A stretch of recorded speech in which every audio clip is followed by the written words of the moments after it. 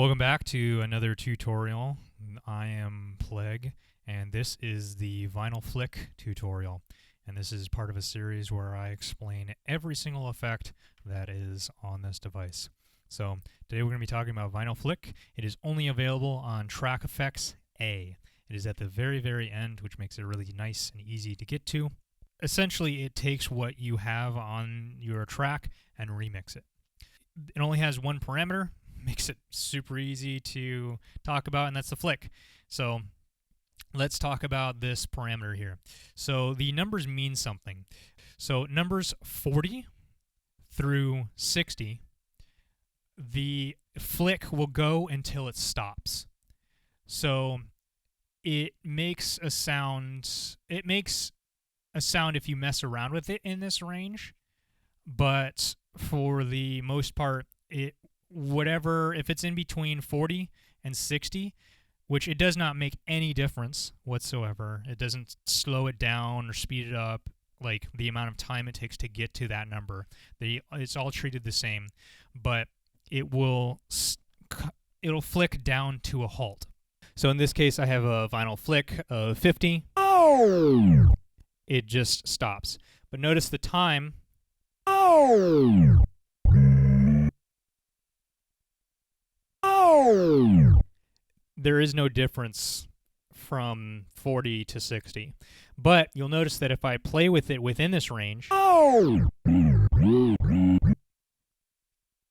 It will still actually make noise.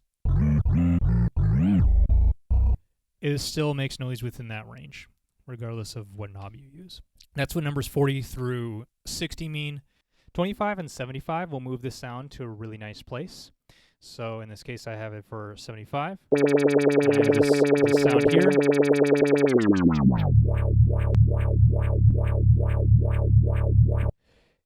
It doesn't bring it down exactly one octave, but it does tend to bring it down to a place that is within the key of whatever it happens to be playing in, which is nice.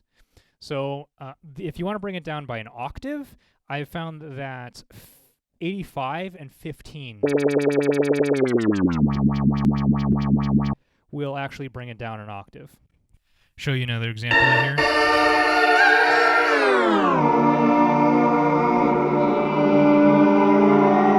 So in this case, we brought it to 75 or 85. And that's going to bring it down by an octave. Same with 15. If you notice that with the vinyl flick, the numbers between 0 and 39 will reverse the track, whereas numbers 61 to 100 will have the track playing forward. So, and that's mirrored too. So from 50, the equivalent point on the vinyl flick is the mirror of the other side. So in this case, we have, say, 25. That is the mirror of 75. 85 is the mirror of 15. 10 is the mirror of 90. So if you take the number of the flick and subtract it from 100, that will give you its mirror number. So, for example, we can take 40. What's its mirror? What's 100 minus 40 is 60, and that will be its mirror number, but either reversed or not reversed. Again, 12 minus 100 is 88, so the mirror of 12 is going to be 88. So it should bring it down to the same place, at least tonally, but it'll be reversed or not depending on what it is. So we have 88 here. You can hear the tone. Same tone, just reversed. So that's something to keep in mind. Additionally, Flick 100 does not actually change the audio at all. There is no flick. However,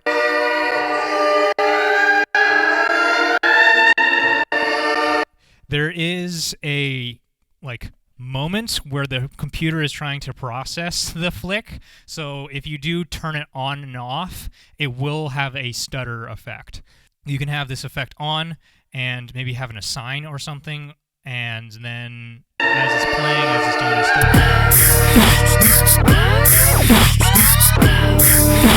stuff, and you won't have to actually turn the effect on, but and it'll have a flick, because when you turn the effect on, it'll do all that. So if you want, you can have the effect on, then at 100.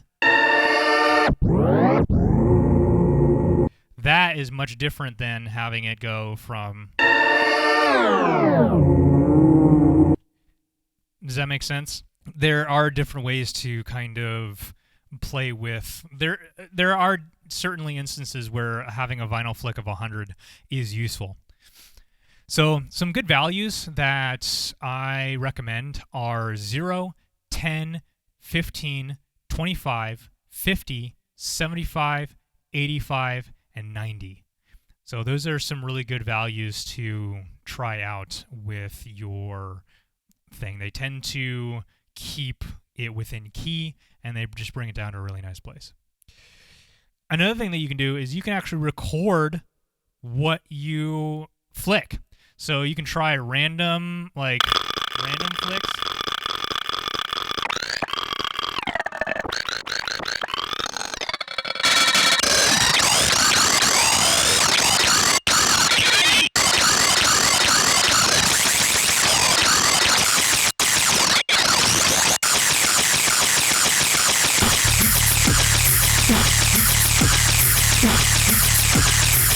So whatever you record, or whatever you record on the track, will actually be inputted on the track itself. And you can also undo that part too. So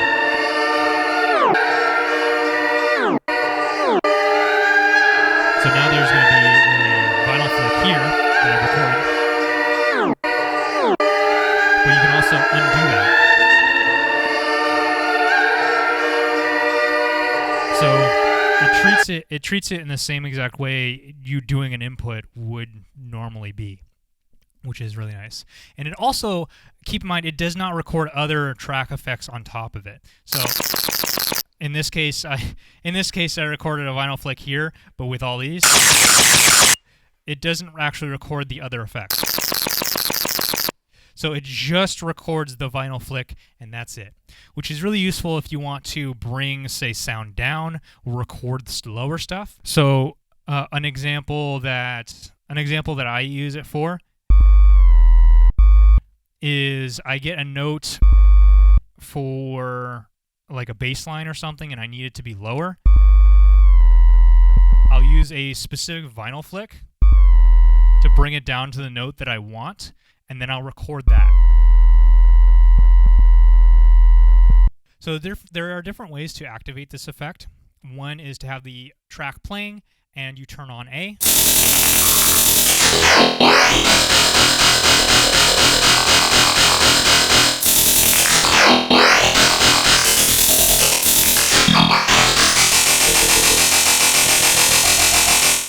So that's one way you can activate it. Another way is that you have track effect A already on, and then you play the track.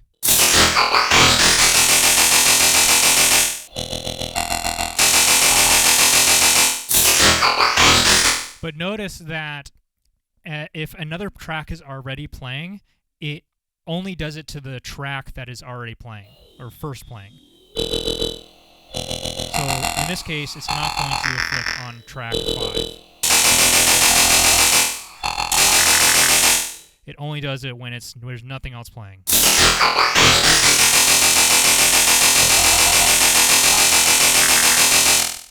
So just kind of keep that in mind.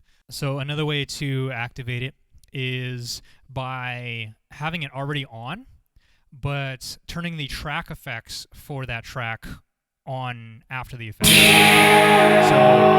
is on right now, but it's not affected here until I push this. Now it becomes affected.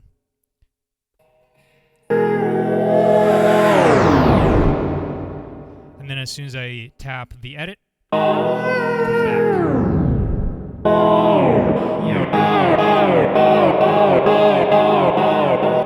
So that's another way that you can activate and deactivate the vinyl flick.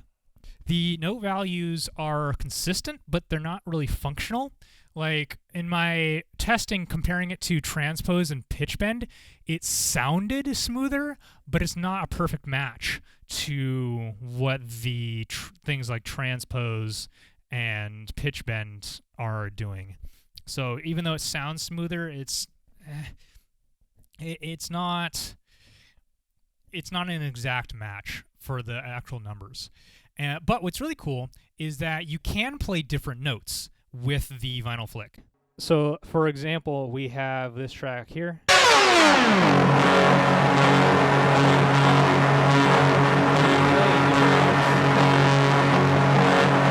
And with the vocal distortion, it almost sounds like a guitar. So in this case, we can play guitar notes.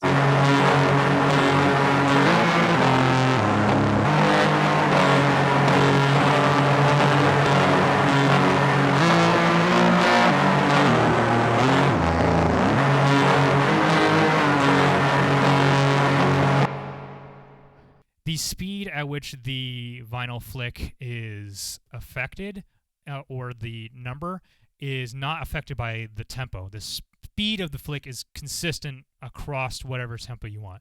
So it takes 1 second to go from off to any value to plus 40, and it takes 2 seconds to go from off to any value under 40, because it has to do the reverse. So we have me counting 1, 2, 3. 4, 1, 2, 3. So 1, 2. And then from here we have to do the reverse as well. 1. And then it gets to the actual number. So another thing that the vinyl flick does is it needs to calculate how to do the flick. And what it does is it uses the tempo in which the track was originally recorded in to do the calculations for the actual flick portion. So, for example, this track was recorded at 100 BPM. And so when it actually goes to doing this, it uses the 100 BPM as its original target. Meaning that if I take the tempo and turn it up,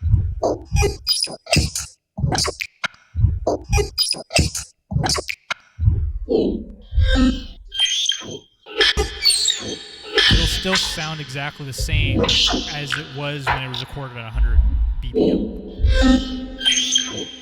However, if we record something else on top of this at the faster BPM, it doesn't matter what it is, it can even be silent. So now we've recorded something at 185.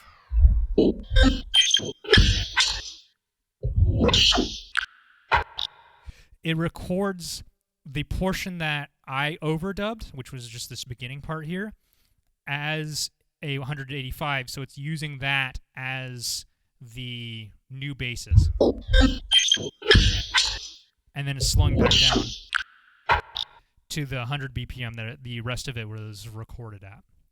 So, and it doesn't have to be on, the effect itself doesn't have to be on when you do that. You can literally just record anything new and it'll work that way. So if you wanted to, you could have the tracks tempo sync off, and then except for the one track that you want to record differently, change the tempo of it. So in this case, so you turn tempo sync off for all the tracks that are going to be playing, and if there's any going to be playing. So that way when you dick with the tempo, it doesn't actually affect those tracks in any way.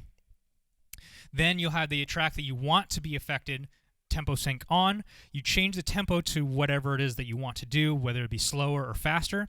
Then you just turn your microphone off or record silence over the parts, like overdub, whatever you want. And then it'll actually record for the vinyl flick, and it'll do that. And then you can even go back down to the old tempo that it was, because again, it's using the original tempo that it was recorded in for its calculation. So, yeah, this can get pretty complex, and you can create a lot of really complex samples with just the vinyl flick alone. So it's definitely something to play around with. But then once you do that, you can go back down the old tempo and then record the fast portion at the new tempo, and then that will be recorded with the vinyl flick on.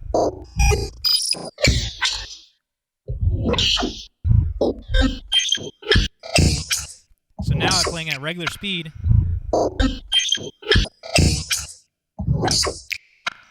Let's say you wanted to fix the tempo for a particular track. Just overdub the entire track, whatever it happens to be. Just overdub the whole thing, and then it'll fix whatever the new tempo is, and then the vinyl flick will then calculate to that new tempo. Another thing you can't do is rely on speed, as it doesn't really track sync. So, for example, if I have, say the number is 1, 2, 3, 4. 1, 2, 3, 4. 1, 2, 3, 4. 1, 2, 3, 4. It's not track sync anymore. 3, 4. 1, so 4 is over here. 3, 4. Now it's over here. 2, 3, 4. Now it's down here. 2. So it doesn't track sync. So that is definitely something to keep in mind. Another thing is that 75. So if you have the value at 75, each beat is now one measure, but whereas where it starts isn't consistent. So now each beat. So I have the 1, 2, 3, 4 at each beat. 1, 2, 4. So now each number that I say is one measure, but where it starts is not consistent each time. It is consistent if you start it at the same time every time. 1, 2, 3, so for 4. Example, 1, 2. If I start it there each time, it'll be consistent. 4. But if I start it there, now it's starting at a different random point. So again, kind of keep that in mind. You can also use the having it on 1 and starting it. It will be at the same point each time as well that way. So if you want it to be consistent in that regard, do it that way. If the track is reversed, the vinyl flick will break. So let's say you have a track reversed and then reverse that vinyl flick. No. No. You can kind of hear it cutting. And it's choppy at all values. 4, 3, 2, 1. 4, 3, 2, 1. 4, 3, 2, 1. Completely breaks when the reverse is on. Another thing that I want you to notice is that track reverse is not the same as a vinyl flick reverse. So if we have me again saying 1, 2, 3, 4. 1, 2, 3, 4. And 4 is over here. If I reverse it, Rolf. I'm saying like Rolf. Rolf is now over here. Rolf. So, which means 1 is over here. No. So I'm saying no over here and Rolf over here. If I turn that off, turn on a vinyl flick of 0, it should reverse it completely. But I want you to notice where the Rolf and the no is. So where the 4 and the 1 is. 1, 4. 1, 2, 3, 4. 1. No. Rolf here. No. Rolf here. So now no. 1 is here. 4 is no. In the same spot. No. Rolf here. 4. Rolf here. No. Rolf here. Now it's over here. No. Rolf here. No. Rolf here. No over here. No. 3. So again, it's dependent on where you actually stop and start it. If you have a vinyl flick, we're going to talk about a vinyl flick 50 now, between 40 and 60. If you have the vinyl flick on whatever one of those values are, it does not matter what you do. 2. Unless you reverse it. 2, 3. It doesn't it'll stay muted. So if you have a vinyl flick and you're in single mode, where you can only have one effect on at a time, it will stay muted forever, regardless of which one you actually are on. So here, I'll switch to another vinyl flick, and it doesn't actually do anything. So it doesn't do it as if you're turning it off or on. Additionally, on single mode, it will act as if the number just jumped straight to that other one. So, for example, I have a value of 40 here, and I have a value of 60 here. If I put on the value of 40, it'll mute it, but if I go over to 60,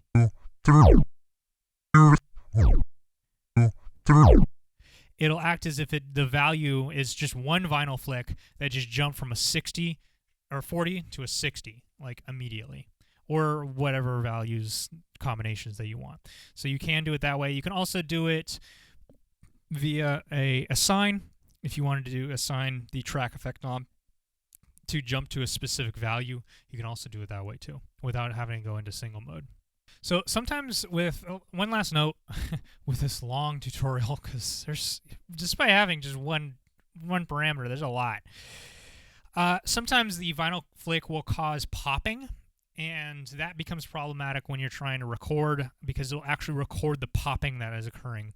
I've noticed that it seems to happen on lower bass lines. So I'll give you an example. So here we have a bass line going on.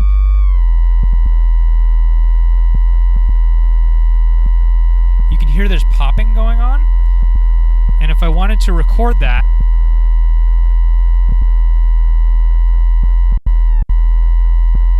popping will be also recorded, but notice the popping is now consistent. That is not my heartbeat, I promise. So, like I said, it'll pop at random places, which is really frustrating when you're trying to record like a lower bass line. But you can record a bass note with this.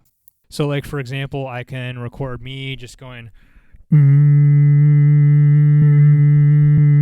just a nose, just making a humming note out of my nose, and then I can go over here to vinyl flick.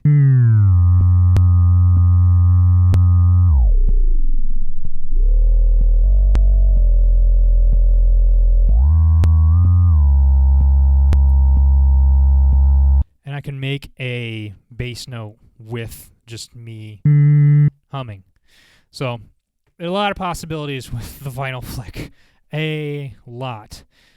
Have fun with it. Let's look at a track that utilizes the vinyl flick and the actual flicking aspect of the whole thing. So, yeah, check this out.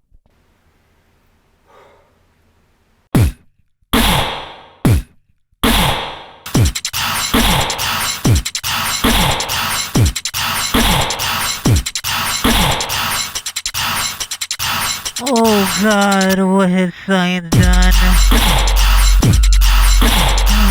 I don't know, man. I don't know what to do anymore. It's so ugly. Oh God. Oh, we have to get rid of it somehow. Oh man. What are we gonna do? Oh God. God, you're such a little fucking pussy. You piece of shit, just throw it into the incinerator.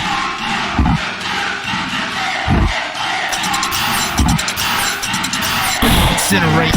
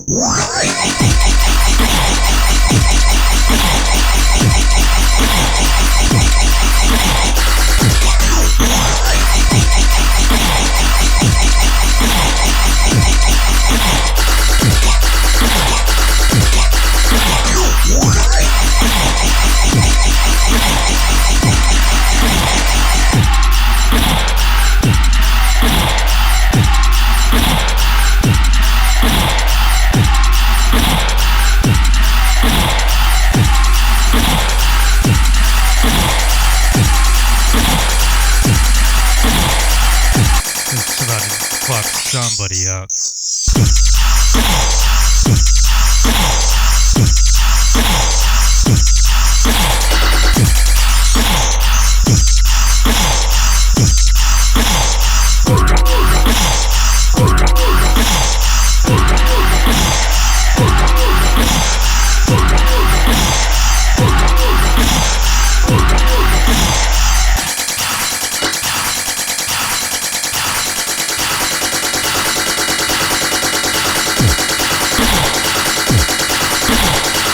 God. Oh man. I don't know if I'm ready for the last drop. Oh, God, I didn't even know if they're ready for the last drop. Oh man. There's so much hair all over this thing. I don't even know if I'm ready for this last drop. Are you ready? Oh God. Are you ready? Are you ready? Okay. Here we go.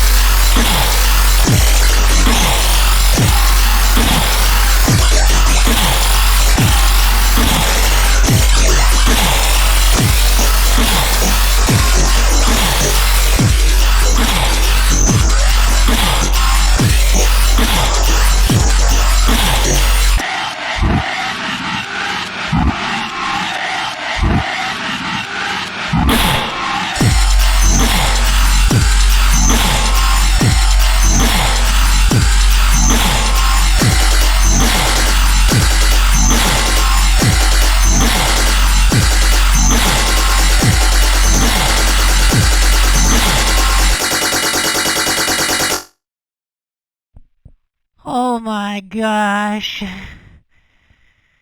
Oh, I can't see.